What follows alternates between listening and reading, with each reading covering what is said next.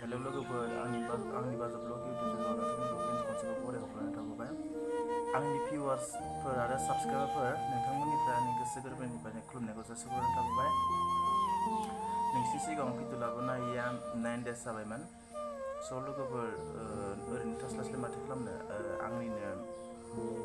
आंनो सुजुनाय दोंसे खन्थाइ आंनो लिरनाय दोंसे खन्थाइ नोंसिनि सिगाङाव आवरायना होनो सानदों। बे खन्थाइखौ आङो जेब्ला आं क्लास 10 आव फरायोमोन अब्ला बे समाव लिरनायमोन। स' लोगोफोर खन्थाइआव माबाफोर एसे सान्थौफोर थालांदोंबा निमाहा होयो। आरो खन्थाइखौ आवरायनायनि सिगां नोंसिनि सिगाङाव एसे खन्थाइनि एसे बागै बुंनो नागिरदों। बे खन्थाइआव जोबथारनायाव आङो सिरिसे बा सिरिनै एसे बिजाबनिफ्राय सेबखांनाय जादों जाहाथे खन्थाइया एसे मिलौदो जायो। स' लोगोफोर आं खन्थाइखौ आवरायनानै होनो सानदों नोंसिनि सिगाङाव। खन्थाइनि मुङानो जादों मिथिंगा। आंनो लिरनाय। दा आं खन्थाइखौ आवरायलांनो सानदों।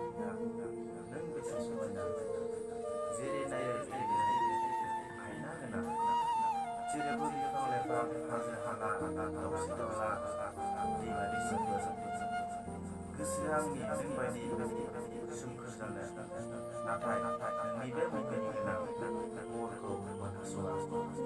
आयौ मिथिंगा नोंनि बेबायदि महरा सुबुंफोरनि गोसोखौ खालामो आलावला। नोंनि बे समायफ्लेनाय महरखौ नुब्ला जाय गोसोआ आंना रंजाखांनाय। नोंनि गुवार बिखा सायाव सुदेम बार बारबोला सोलेरा आंनि गुरलुं मावखाङो। नोंनि गुवार बिखा सायाव दाउसिन दाउलाफोरा गाबनाय रिंखाङो देंखो गोनां बुहुमनि बिखा सायाव आंनि जिउआदि हासुबिदैयाव दै थानाय बायदिसो नोंनि बे गोजोन बिखायाव थाबाय थानो हाया।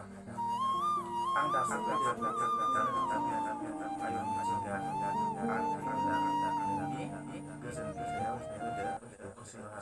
गोजोन्थों। खन्थाइया बेखिनिमोन।